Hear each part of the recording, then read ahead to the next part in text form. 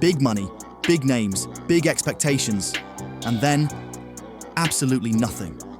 In rugby, a transfer can change the course of a club's history, but sometimes the hype crashes harder than a front row in a collapsed scrum. First up, Owen Farrell, England's former captain, was a rugby titan at Saracens. With a £1.2 million contract, his move to Racing 92 in France's top 14 in 2024 was a headline grabber. Fans pictured him dominating the fly-half role, sparking attacks with his pinpoint kicking. But the reality? A far cry from the hype. Racing 92, a club with a history of big spending, expected Farrell to lead them to the top. Instead, by early 2025, they were stuck in 9th place in the top 14. Farrell started strong, playing 8 of the first 9 games, but his impact faded. By November 2024, he was sidelined and whispers of team turmoil grew louder. French media, including L'Équipe, labelled him a flop, pointing to his struggle to adapt to the top 14's brutal pace. Some say the pressure of replacing Finn Russell, who'd left for Bath, was too much. Others argue Racing's chaotic setup didn't help. Either way, Farrell's £1.2 million price tag became a heavy burden. By mid-2025, he was back at Saracens, leaving fans wondering if the French dream was worth it. Siya Kolisi, South Africa's back-to-back World Cup winning captain, is a rugby icon. His 2023 move to Racing 92 for £808,000 a year was meant to bring his leadership and flair to Paris. The Springboks flanker had carried his nation to glory, so expectations were sky high. Racing 92 saw him as the missing piece for a top 14 title. But Kolisi's single season in France was a letdown. He struggled to find his rhythm, with the team's mid-table finish reflecting his lack of impact. L'Équipe didn't hold back, naming him among the top 14's biggest flops alongside Farrell. The top 14's physical demands and Racing's high-pressure environment seemed to overwhelm him. By 2024, Kolisi was back in South Africa with the Sharks, leaving Racing to rethink their strategy. The club even freed up his salary to chase new talent, admitting the move didn't work. Kolisi's legacy remains untarnished, but his French chapter? A rare misstep for a rugby legend. Benji Marshall was a rugby league superstar in New Zealand, dazzling fans with his flair for the West's Tigers. In 2014, he switched codes to join the Auckland Blues in Rugby Union's Super Rugby, chasing a new challenge. The Blues, desperate for a playmaker, banked on his magic to boost their attack. Fans packed the stands, expecting league-style sidesteps and no-look passes. But Marshall's Union stint was a disaster. He struggled with the game's complexities.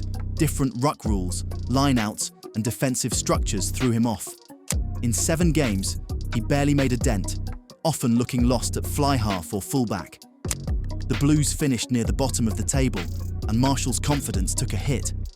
By mid-2014, he was back in rugby league, admitting Union wasn't for him. The move cost the Blues credibility and cash, proving that even the biggest league stars can't always conquer Union.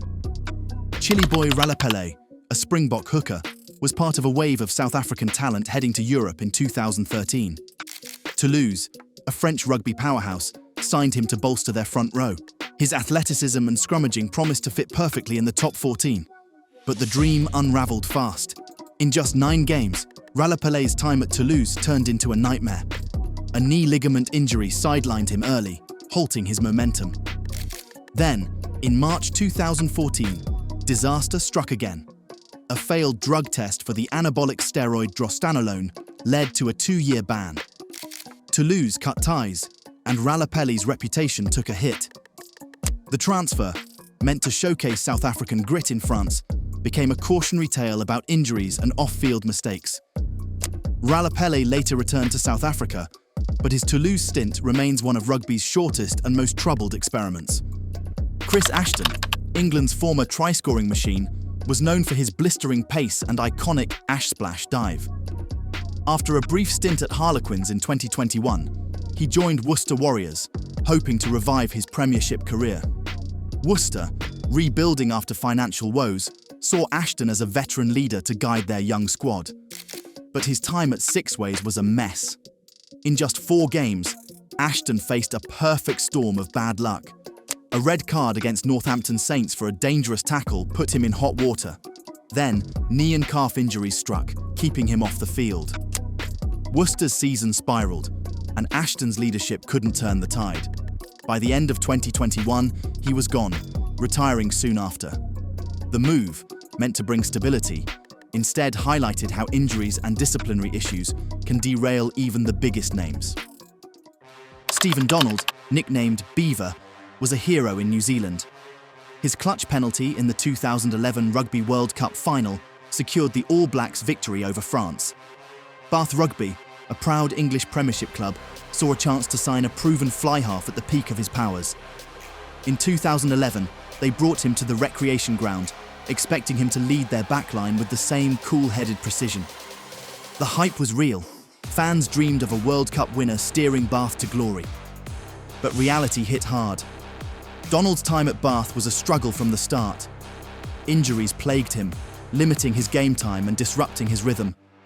When he did play, he couldn't replicate the magic he showed in New Zealand. His kicking, usually a strength, lacked consistency, and his playmaking didn't gel with Bath's style. In 38 appearances over 2 seasons, he failed to make a lasting impact.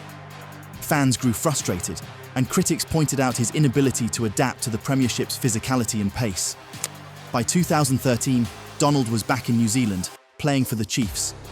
Bath's gamble on a World Cup hero turned into a costly misstep, proving that even champions can falter in a new environment. Johnny Sexton is an Irish rugby legend, a fly-half whose vision and kicking have defined Leinster and Ireland for years. In 2013, Racing 92 in France's top 14 swooped in with a big money deal that shocked the rugby world. At 28, Sexton was at his prime, fresh off leading Ireland and the British and Irish Lions. Racing 92 hoped he'd bring his razor-sharp game to Paris, turning them into title contenders. The transfer was a statement.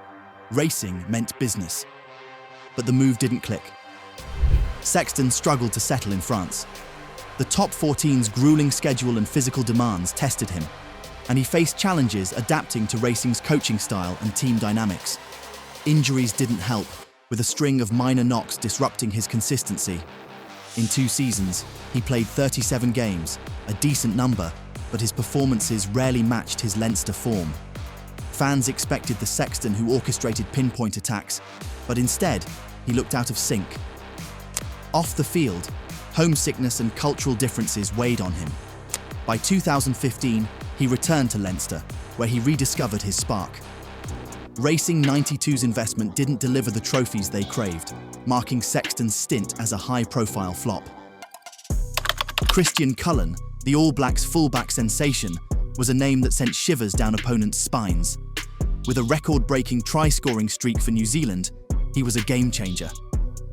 In 2003, Munster, the Irish powerhouse, signed the 27-year-old from the Hurricanes, hoping to add his electric pace and flair to their backline. Fans at Thomond Park were buzzing. Surely he'd tear up the Celtic League. Instead, Cullen's time at Munster was a tale of what could have been. Injuries struck early and often, hampering his ability to perform. A shoulder injury, followed by other niggles, meant he rarely played a full season. In 4 years, he managed just 43 appearances, a far cry from the game-changing presence Munster expected. When he did play, glimpses of his brilliance shone through, but inconsistency and fitness issues held him back. Cullen later admitted he regretted not being able to deliver his best, citing the toll of injuries and the pressure of adapting to a new rugby culture. Munster's dream signing became a cautionary tale of how injuries can derail even the greatest talents. Waisea Nyakalevu, the Fijian captain, brought power and flair to any team. Known for his bone-crunching tackles and try-scoring ability, he was a star at Toulon before joining Sale Sharks in the 2024-25 Premiership season. Sale hoped the 35-year-old centre would bolster their backline and bring leadership to a squad chasing a playoff spot. The move was seen as a major coup, with Nyakalevu's experience expected to shine. But the dream fizzled fast. Nyakalevu struggled to adapt to the Premiership's intensity. His physical style, while effective in bursts, didn't translate consistently against savvy defences. Injuries limited his game time, and he couldn't form the partnerships needed to unlock Sale's attack. Fans grew restless as the Fijian star's impact remained minimal. By mid-season, Sale released him, and he joined Ospreys in the United Rugby Championship. Expectations were high again. Ospreys saw him as a key piece in their rebuild. Yet history repeated itself. Nyakalevu's stint at Ospreys was short-lived, with form and fitness issues persisting. He made little difference, and his departure left both clubs wondering what went wrong. His transfers highlight how even a proven star can struggle when the fit isn't right. Miles Muliaina, another All Blacks legend, was a fullback with over 100 caps and a 2011 World Cup winners' medal.